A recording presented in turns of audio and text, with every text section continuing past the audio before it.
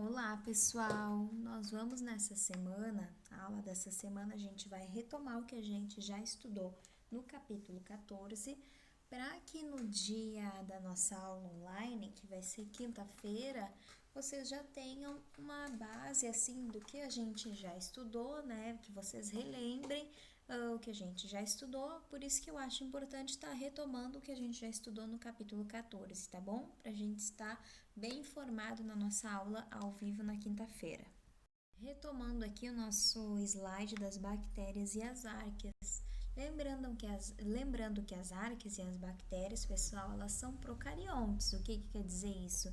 Que elas não possuem núcleo, elas não possuem carioteca que delimita o DNA lá no citoplasma da célula, tá? Elas possuem células procariontes. Elas também são unicelulares, são formadas apenas por uma célula, tanto as bactérias quanto as arqueias. Elas também são indivíduos microscópicos, tá? E algumas bactérias, né? Elas são causadoras de doenças, como a gente já viu em algumas aulas passadas, mas também algumas bactérias são benéficas para o ser humano, né? E o que difere as arqueias das bactérias são que as arqueias, pessoal, elas são extremófilas. O que é extremófilas? É que elas conseguem viver, se desenvolver em ambientes extremos, como águas termais, que são águas extremamente com temperaturas quentes, tá? Esse é um exemplo. E também elas não são patogênicas como as bactérias. As arqueias, elas não existe registros de que as arqueias causam doenças no ser humano. Lembrando aqui também que o domínio bactéria e o domínio arquea, essas bactérias, essas arqueias, pessoal, elas pertencem aos três domínios, que eu acho que a gente já havia comentado sobre isso também. Existia antes os cinco reinos, e aí foi feita uma classificação acima dos cinco reinos, que são os três domínios. Então, existe o domínio bactéria, o domínio arquea e o domínio eucária, que a gente vai ver logo mais à frente, tá bem? Então, vamos falar aqui dos tipos de metabolismo, né, dos procariotos. Por que a gente está falando isso? Porque a gente sabe que as arqueias e as bactérias, elas são indivíduos procariotos e unicelulares, tá? Os procariotos, eles podem ser autótrofos ou heterótrofos. Então, os indivíduos autótrofos, pessoal, são os indivíduos que conseguem obter energia e nutrientes através de luz solar. Eles conseguem produzir o seu próprio alimento, tá? Um exemplo deles são as cianobactérias. E os indivíduos heterótrofos, pessoal, eles não conseguem produzir o seu próprio alimento. Então, eles precisam de outro ser vivo para se alimentar. No caso, vamos dar um exemplo de um ser heterótrofo, os seres humanos. Nós precisamos de outros seres vivos, outras coisas para nos alimentar, não é verdade? Alguns heterótrofos, pessoal, eles são parasitas, eles parasitam outros seres vivos, causando-lhes doença, né? Algumas bactérias fazem isso e também algumas bactérias, elas estabelecem uma relação de simbiose é quando um organismo, um indivíduo não consegue mais viver sem o outro. Um exemplo disso é as bactérias que vivem no nosso trato intestinal. Elas fazem bem ao nosso intestino, em troca disso, nosso intestino oferece para ela abrigo, alimento e assim vai. Agora a gente vai falar sobre a morfologia das células procarióticas, das células procariotas. O que é a morfologia? É a aparência externa do indivíduo, essa é a morfologia. Percebam logo ali abaixo na imagem a célula procariota. Ela é menor do que uma célula eucariótica, tá? Ela é diferente. Para poder visualizar essas células, a gente precisa com certeza de um microscópio.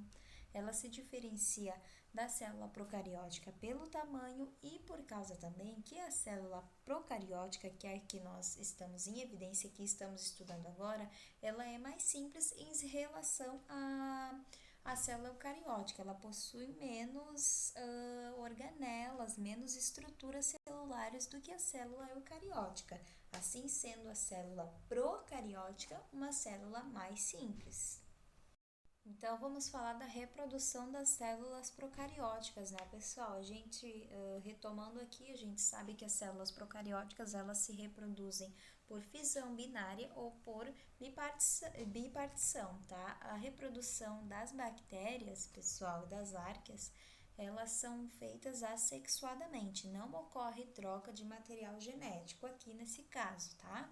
Vamos entender, então, como é que acontece a reprodução. Ali na figura A, pessoal, vocês podem ver a célula ali, o citoplasma, o material genético disperso no citoplasma. Já em letra B, pessoal, ocorre uma duplicação do DNA da célula, tá? Na figura C, pessoal, tá começando a fisão, a bipartição ali da célula entre C e D. Na figura D, pessoal, a gente já consegue ver a separação, né? A fisão.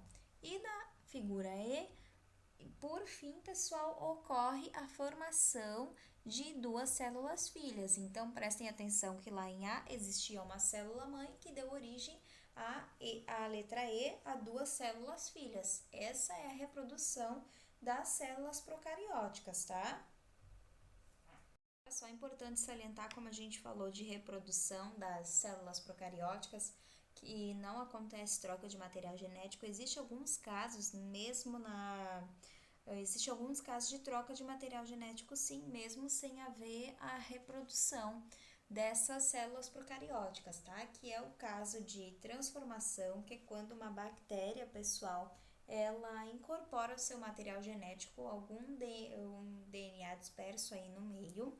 Existe também o caso de transdução, que é quando um vírus bacteriófago, pessoal, é um vírus que infecta bactérias, tá? Ele transfere o material genético dele para essa bactéria, tá? Durante a infecção. E existe também o caso de conjugação, que é quando uma bactéria, pessoal, ela se duplica, tá? E transfere o seu material por meio de uma ponte citoplasmática. Observem aqui na foto que eu vou mostrar esse caso de conjugação para vocês. Então, aqui na imagem abaixo é um caso de conjugação, tá, pessoal? Ali onde fala no textinho que eu coloquei para vocês o plasmídio é aquela ponte ali que uma bactéria faz a outra. Naquele caso ali, ocorre uma troca de material genético também de uma bactéria para outra, tá? Retomando aqui o conteúdo do domínio bactéria, né? Sabemos que as bactérias são procarióticas, unicelulares e a maior parte dos seres procariotos são bactérias. Logo ali abaixo na imagem a gente consegue ver as linhagens que a gente já estudou detalhadamente em outras aulas, né? As proteobactérias, as clamídias, espiroquetas, cianobactérias e bactérias gram-positivas. Lembrando que as proteobactérias, pessoal, elas são bactérias que vivem nas raízes das plantas, tá? Ajudando a fixar o nitrogênio para essas plantas. Elas fazem bem para essas plantas, tá? As bactérias clamídia causam essa doença que se chama clamídia. As bactérias espiroquetas, elas têm um formato de espiral, elas também podem causar a doença sífilis e a leptospirose. As cianobactérias, elas são esverdeadas, elas têm aquele pigmento que deixa a bactéria verde, né, que é a clorofila, e elas também, pessoal, são responsáveis por fazer fotossíntese também, elas conseguem realizar fotossíntese. E as bactérias gram-positivas, elas possuem esse nome por causa de técnicas de coloração dessas bactérias, tá? Se surgiu alguma dúvida em relação a essas linhagens de bactérias, voltem lá nas nossas aulas anteriores sobre o domínio bactéria para vocês verem detalhadamente, tá? O objetivo dessa aula de hoje é eu dar uma pincelada, eu fazer um resumo em todo esse conteúdo que a gente já viu no capítulo 14. Então, um breve resumo sobre o domínio árquea, né? O que diferencia as árqueas das bactérias são que as árqueas não são espécies patogênicas, não causam doença ao ser humano E elas também são extremófilas, né? Elas vivem onde a maioria de alguns seres vivos não conseguiriam sobreviver. Nós já estudamos nas aulas anteriores essas linhagens de árqueas aqui que eu coloquei na imagem abaixo: coroárqueas, euriárqueas, crenárqueas e nanoárqueas. Onde as coroárqueas, pessoal, é um dos grupos menos conhecidos, tá? E as euriárqueas, pessoal, elas também são capazes de viver em ambientes com alta salinidade. As crenárqueas são encontradas em geysers ou fendas vulcânicas. E as nanoárqueas, elas às vezes parasitam as crenárqueas, tá? Ou elas podem também ter uma relação de simbiose com as árqueas crenárqueas. As nanoárqueas também são encontradas em geysers ou fendas vulcânicas, tá? Na nossa última aula, a gente falou de algumas doenças causadas por bactérias e vimos que cada uma causa, né? Aqui eu deixei os nomes para vocês se lembrarem, algumas imagens com bactéria, né? Lembrando que sífilis e gonorreia são DST, doenças sexualmente transmissíveis, né? A cárie é aqueles pontinhos pretos, né? Que de vez em quando alguém encontra no seu dente, né? Que para quem não sabe, a cárie também é uma bactéria, né? Que acomete os nossos dentes. O tétano, a gente consegue pegar ele através de objetos enferrujados. A hanseníase é como se fosse a lepra, aquela doença de pele. A meningite é uma infecção nas meninges, inflamação das meninges, tá?